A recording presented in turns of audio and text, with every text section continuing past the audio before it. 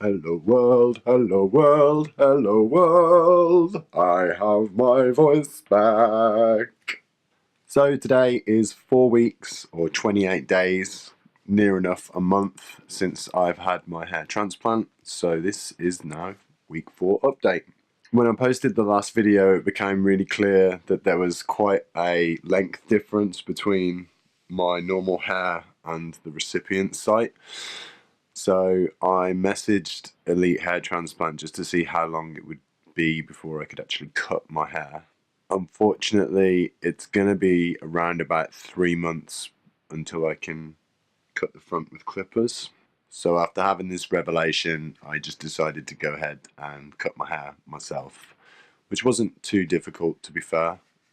I just made sure that I avoided the recipient site and just started at the back and just moved the clippers through.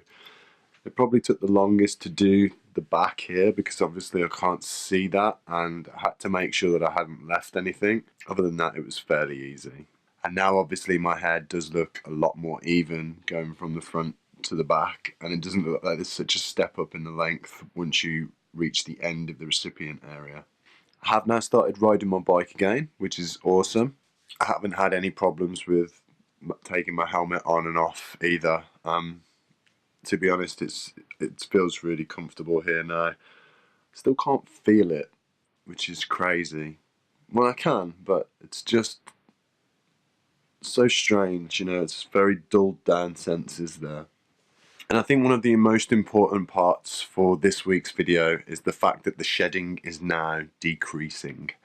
So don't get me wrong, I am still finding hairs when I'm washing my hair in the shower, but with that being 15 to 25 hairs when I would pull my hands away from my head, I would now say that it's more like 2 to 5 hairs maybe every time I pull my hair away from the head. So every time I pull my hands away from my head.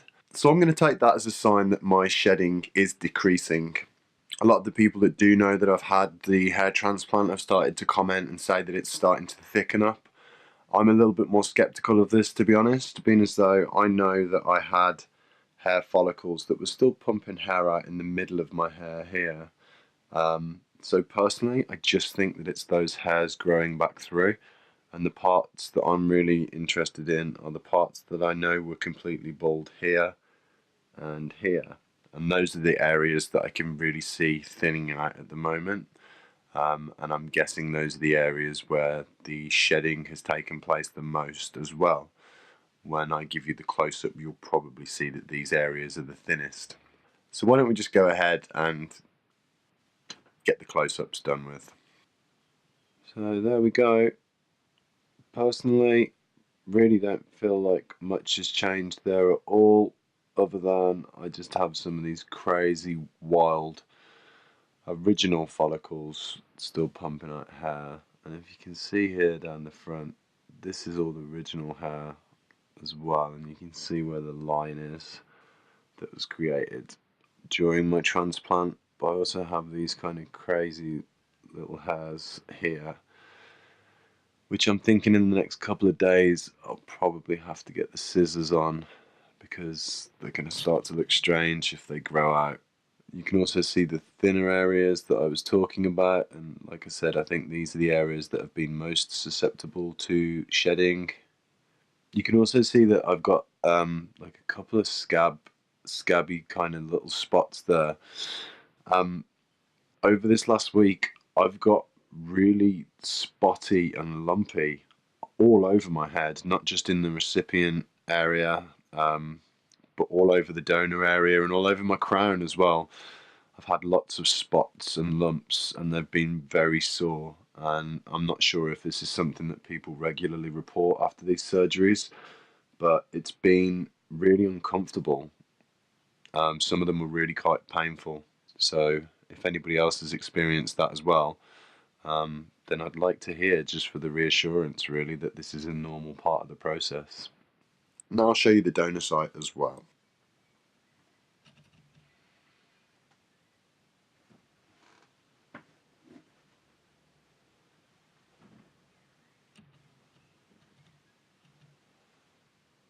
So a lot of people are saying that the donor site doesn't even look like I've had any work done.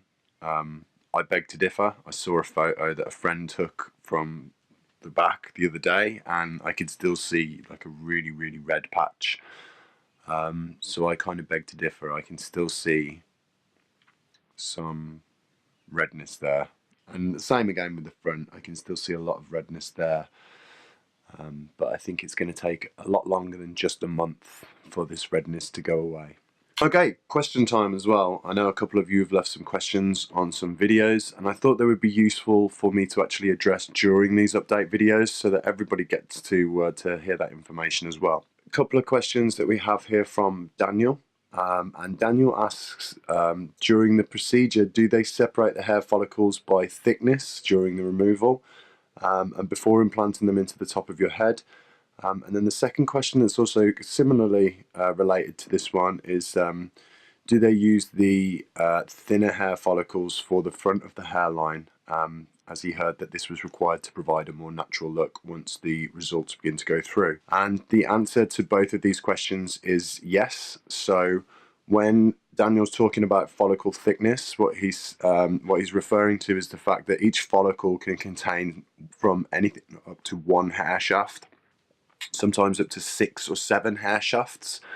And so if you were to have these hair follicles ordered by their thickness when they come out, that means that when they're removed from your head, that means that the surgeon can then reimplant them into the front of your head, following a recommended kind of thickness, going from the thicker parts at the back here through to the front where you need thinner parts. And that's because if you were to have follicles with very thick or high numbers of hair shafts at the front, it would create a very pluggy look, a lot like a doll.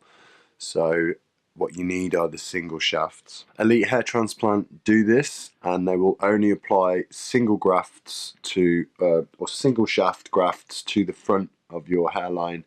And this will only, it will only be singles that they will add to the first 2 rows. And then anything from the first 2 rows onwards, they will begin to get gradually thicker with the follicles that they implant.